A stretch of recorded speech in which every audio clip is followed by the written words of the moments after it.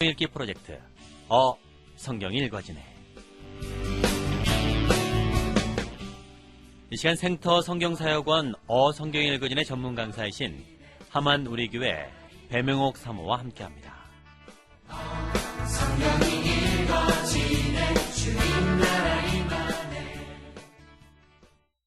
안녕하세요. 지난 시간에는 요시야 왕 때에 있었던 일들을 정리했습니다. 요시야 왕은 우상정치한 므낫세나 아몬과는 달리 다윗의 길로 간 왕이었어요. 모든 우상들을 제거하고 율법들을 재수립하는 등 종교개혁을 성공적으로 이루는 데는 예레미야 선지자의 통역도 있었습니다. 그런데 이 요시야 왕 때부터 아수르, 신흥 바벨론, 애굽 이 세 나라의 기류 전쟁에 휘말리기 시작합니다. 아수르가 600년간 메소포타미아 지역 일대를 장악하며 커왔는데 이 아수르가 한순간에 망했어요. 아수르의 남쪽 아래에 위치한 갈대아 지역에서 신바벨론이라는 나라가 일어나며 이 아수르를 점령한 거라 했습니다. 어제에 이어 오늘도 그리고 내일까지 성경에 자세히 나오지 않는 당시 세계대전을 설명드릴 건데요. 좀 복잡하게 느끼실 수도 있어요. 이것까지 알아야 하나 싶으실 수도 있는데 이 전쟁들이 유다 말기 멸망 스토리의 굉장히 중요한 뼈대가 되기 때문에 반드시 알아야 됩니다. 그동안 성경을 읽을 때 아수르가 나오든지 바벨론이 나오든지 상관없었어요. 아수르, 바벨론, 에돔, 모압 등은 나쁜 나라, 이스라엘, 우리나라 좋은 나라, 솔직히 이랬거든요. 그런데 아수르가 그리고 바벨론이 당시 얼마나 덩어리가 큰 나라인지 그리고 왜 이쯤에서 등장하는지를 모르고 읽으니 어렵고 재미없었던 겁니다.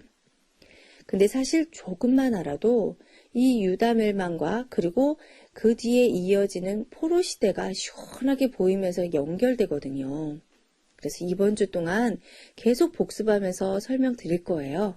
그러니 꼭 잘 정리하시기 바랍니다. 신바벨론의 나보폴라살 왕은 아수르를 점령하기 시작했고 마지막 요새 갈그미스에서 아수르가 궁지에 몰렸을 때 애굽의 바로누고 왕이 아수르를 도려고 올라갔어요. 애굽의 바로누고는 바벨론의 세력 확장을 막고 그리고 더불어 메소포타미아 지역으로 진출하려는 그 속내가 있는 원정이라고 했습니다. 그런데 이 군대를 요시야가 막아요. 아수르가 망하도록 놔둬야 하는데 이 애굽이 도와주러 올라가니 그 군대를 막아서고 싸운 겁니다. 그런데 그만 요시야가 무기또에서 그렇게 싸우다가 죽게 돼요. 그러자 백성들은 계엄령을 선포합니다. 왕이 죽었으니 큰일 난 거죠.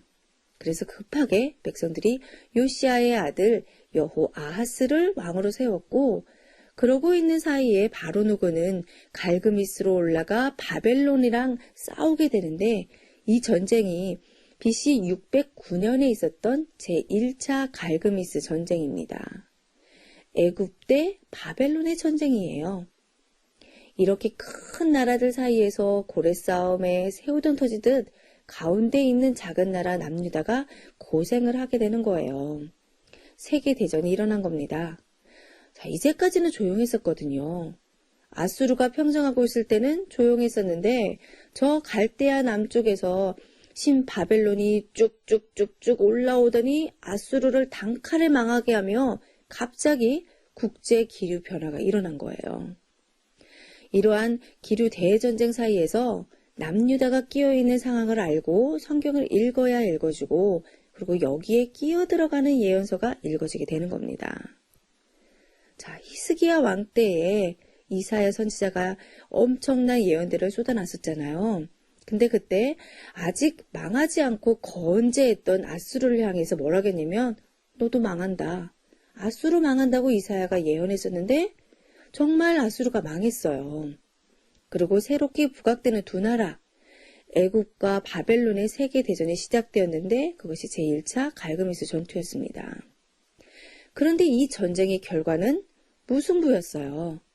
그래서 이제 바로누고는 애굽으로 다시 내려가는 길에 유다에 와서 자기 허락 없이 이 백성들이 세워놓은 여호아하스를 폐위시키고 잡아갑니다. 그리고 여호야김을 대신 왕으로 앉혀놓고 조공을 바치게 했죠. 여호야김은 백성들이 아닌 애굽의 바로 누고가 왕관을 씌워주었어요. 그러니까 여호야김은 애굽의 눈치를 봐야 되는 겁니다. 이렇게 유다는 애굽의 지배하에 들어갔어요. 이러한 상황 속에서 활동한 선지자 있었죠? 네, 나훔과 스바냐 그리고 예레미야였습니다. 여기까지 지난 시간에 공부했어요. 자, 그리고 나서 BC 605년에 또다시 바벨론과 애굽이 갈그미스에서 두 번째 전쟁을 하게 됩니다. 1차 전쟁은 609년이었죠. 네, 1차 전쟁 이후에 애굽은 서쪽에 있는 지중해 국가들을 지배하며 3년간 우세했어요. 이에 바벨론은 애굽이 더 이상 위로 진출하지 못하도록 막아야 하는 상황이었기에 다시 갈그미스에서 전쟁을 하게 된 거예요. 애굽의 바르노고가 갈그미스로 군대를 이끌고 올라갔고 바벨론은 이번엔 나보폴라살 왕이 아닌 그의 아들 느부갓네살 왕이었어요. 병으로 누워있는 늙은 아버지 나보폴라살을 대신하여 군대를 이끌고 온 것입니다. 자, 1차 갈그미스 전쟁에선 무승부였는데 2차 전쟁에서는 바벨론의 느부갓네살이 이깁니다. 바벨론이 이겼어요. 자, 그런데 여기서 놓치면 안 되는 것이요. BC 609년에서 605년 동안 유다가 애굽에 복종하며 조공을 바치고 있었다는 사실이에요. 여호아하스는 애굽의 포로로 잡혀갔고 여호야김은 애굽의 눈치를 보며 조공을 바치고 있는 상황이었어요. 그렇죠? 그런데 2차 갈그미스 전쟁에서 바벨론이 이긴 거예요. 바르누고는 애굽으로 주력량을 치고 뒤에선 느부갓네살이 저놈 잡아라 하며 뒤쫓아가는 상황이 연출되자 여호야김이 놀란 토끼 눈으로 이거 뭐야? 뭐야 이거? 아니 어떻게 돼가는 거야? 자, 느부갓네살은 애굽의 군대를 뒤쫓아가 거의 진멸시키더니 예루살렘에까지 침공을 했습니다.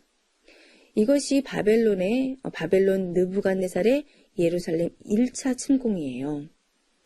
여호야김이 왕이 된 지 만 3년이 되었을 때 일이죠. 예루살렘에 침공한 느부갓네살은 여호야김에게 너 눈치 있지? 네, 저 눈치 있습니다.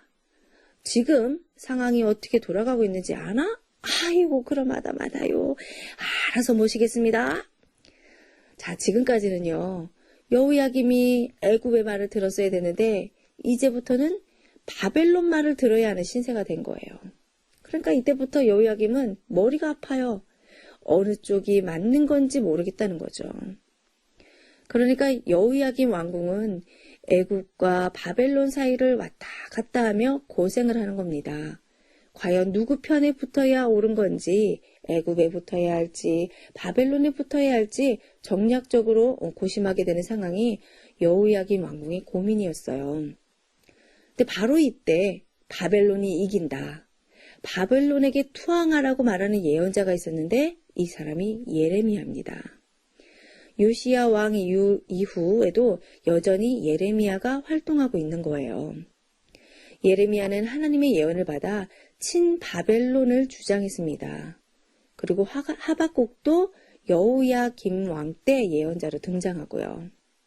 자, 어쨌든 느부갓네살이 이렇게 전쟁을 하고 있는 중 아버지 나보폴라살의 죽음 소식을 듣고 곧 바벨론으로 돌아가 왕위를 물려받게 되는데요. 느부갓네살이 바벨론으로 돌아갈 때 여호야김에게 단단히 경고를 합니다. 너 그동안 애굽을 섬겼지만 이제부터는 나를 섬겨야 된다. 배반하면 안 된다. 알지? 이렇게 충성 맹세를 받고 돌아갔어요. 느부갓네살이 애굽과의 전쟁에서 승리하고 돌아가면서 유다까지 얻어가는 거죠. 그런데 돌아갈 때 그냥 가지 않고요. 유다의 포로들을 잡아갔습니다. 유능한 사람을 골라 바벨론의 관리인으로 인재로 쓰려고 잡아가는 건데 이때 포로에 섞여 있던 사람이 다니엘과 그 친구들이었어요. 그러니까 다니엘은 나라가 아직 망하지도 않은 BC 605년에 제일 먼저 잡혀간 포로 중에 한 사람이었습니다. 자, 이제부터 다니엘은 바벨론에 있는 겁니다. 자, 이해되셨죠? 다니엘이 잡혀간 후에도 유다의 여호야김은 이제 바벨론의 눈치를 보며 3년이 흘러갑니다. 그런데 여호야김은 3년간 바벨론 느부갓네살을 섬기다가 배반하고 말아요. 자, 다음 시간에 계속됩니다.